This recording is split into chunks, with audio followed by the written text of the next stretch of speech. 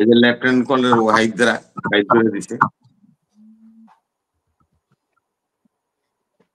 হাসিনা এসে কি করছে, সে বাড়ির বোল্ডোজার দিয়ে ভাঙিয়া সেখানে বহুতল ভবন করছে এবং বিডিআর এর মিউটিনিতে যে 57 জন আমাদের সেনা অফিসার মারা গেছে তাদের পরিবারের কিন্তু ফ্ল্যাট দিয়ে দিছে। এই ভুল কথা ভাই, একটা ফ্ল্যাটও দেয় নাই, না একটা ফ্ল্যাটও দেয় না বিডিআর কাউকে। এটা মিথ্যা কথা বলছে হাসিনা, মিথ্যাবাদী। এই যে 40 বছর বাড়ি ভাঙছে, এই জন্যই 32 নম্বর ভাঙা উচিত, সুতরাং মাটির সাথে ঘুরে যাওয়া উচিত। আপনাদের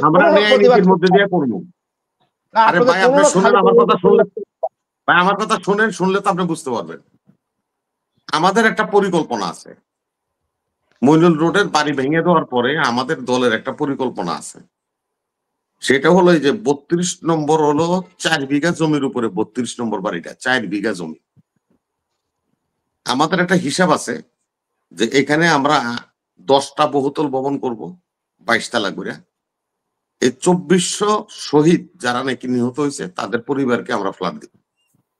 আলহামদুলিল্লাহ আলহামদুলিল্লাহ। আর সুদর্শনরে আমরা ভাঙ্গা সেটার মধ্যে আমরা করব যে 30,000 আমাদের যারা নাকি পঙ্গু হয়েছে, আপনারা দেখবেন মোহাম্মদপুরে মুক্তিযোদ্ধার যুদ্ধাহত মুক্তিযোদ্ধাদের জন্য একটা রেস্ট ক্যাম্প আছে মোহাম্মদপুরে, এখনো আছে। যুদ্ধে যারা আহত হয়েছিল তারা ওখানে থাকে। আমরা চিন্তা করছি সুদর্শনরে ভাইয়া 30,000 যে আমাদের এই আমরা যুদ্ধাহত আছে তাদেরকে আমরা রেস্ট ক্যাম্প হিসাবে চিকিৎসা কেন্দ্র বানায়া সেখানে ব্যবস্থা করে দিব। তারা সেখানে যেখান থেকে চাকরি বাকরি করো যাই করো ওখানে এসে থাকতে পারো। দ্যাট মিনস ওই ধরনের আমরা বিল্ডিং করে দেবো। এগুলো আমাদের একটা পরিকল্পনা। এখন এই যে ভাঙবেন আপনি, পথে কাদির মোল্লা, মতে মুজাহিদ, নতে নিজামি কইয়া এই শাহবাগ চত্বরে বৈশা জিনে নাকি কাদের মোল্লা সাহেবের রায় হয়েছিল যাবজ্জীবন, পুনরায় শাহবাগ করে তাকে ফাঁসির আদেশ দেওয়া হইল, রিভাইভ করলো।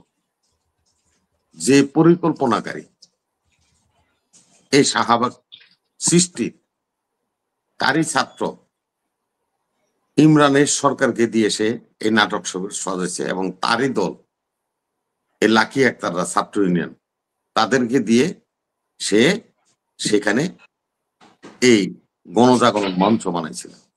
এখন সেই লোকটা বৈশা আপনাদেরকে বলে আপনারা যায় মানুষের বাড়ি ভাঙেন, কষ্টটা হলো এই জায়গায়। আমি বাড়ি ভাঙ্গার বিপক্ষে না, আমি পক্ষে।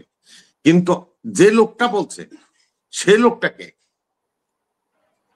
শোনেন, গাজী সালাউদ্দিন যখন জেরুজালেম দখল করছিল তখন উনি 400 ইমামরা হত্যা করছিল। কেন করছিল জানেন? এই ইমামরা হলো ইহুদিদের পারচেজ করা লোক ছিল। তারা ইমামতির নামে মুসলমানদেরকে ধর্মান্তরিত করত। তা আপনি ওই ধরনের একটা লোকের কথায় আপনি কেন একটা অন্যায় কাজ করবেন? বিবেকের কাছে প্রশ্ন করেন। শুনুন, আজকে আওয়ামী লীগ যে কত বড় দেউলিয়া হয়ে গেছে সেটা আপনার দেখেন। মোশাররফ ভাই,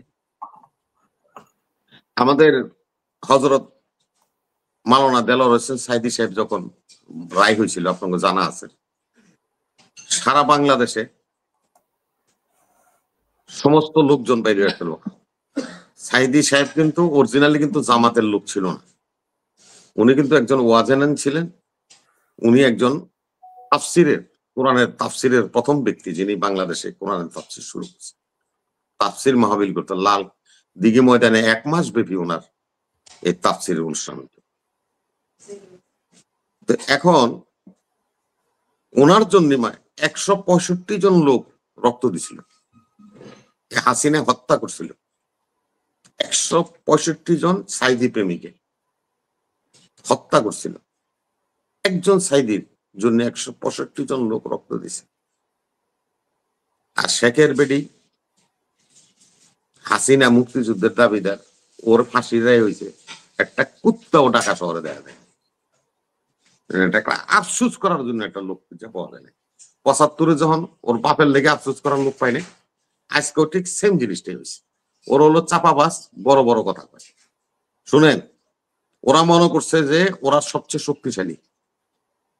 ফেরাউন ৪,৫০০ বছর কিন্তু রাজত্ব করছে। যখন ফেরাউন নীল নদের তীরে এসে যখন পানির মধ্যে পড়ছে তখন বুঝছে যে আমি তো খোদা না। তখন সে বুঝছে যে আমি খোদা না। এই যে তার দম্ভ অহংকার, যখন নীল নদের পানির মধ্যে পড়ছে তখন সে বুঝতে পারছে যে আমি যা কিছু করছি এগুলি ভুল করছি, অন্যায় করছি। এই শেখ হাসিনাও এই দেশ থেকে পালায়া যাওয়ার পরে দিল্লির লুধিয়ানা হাউসে বসে এখন সে ভাবছে যে আমি যা করছি, মুখে উপরিতে কি কয় জানি না, অন্তরে কয় যে আমি এটা অন্যায় করছি। ওই ফেরাউনের মতো অনুশোচনা করতেছে, কিন্তু এখন অনুশোচনা করে তো লাভ নাই। ফেরাউন হচ্ছে হলো নীল নদের পানির ভিতরে, আর তুমি বলবা হলো ফাঁসির কাষ্টের মধ্যে। মাপ নাই, কেউ মাপ করতে পারবে না। আমরা একটা কথা বলছি যে হাসিনাকে আনতে পারবে কিনা। আজকে দেখেন জয় সেওয়াল ভারতের পররাষ্ট্র মুখপাত্র, উনি কিন্তু হাসিনার রায়ের পরে একটা প্রতিক্রিয়া দিছে। দেখেন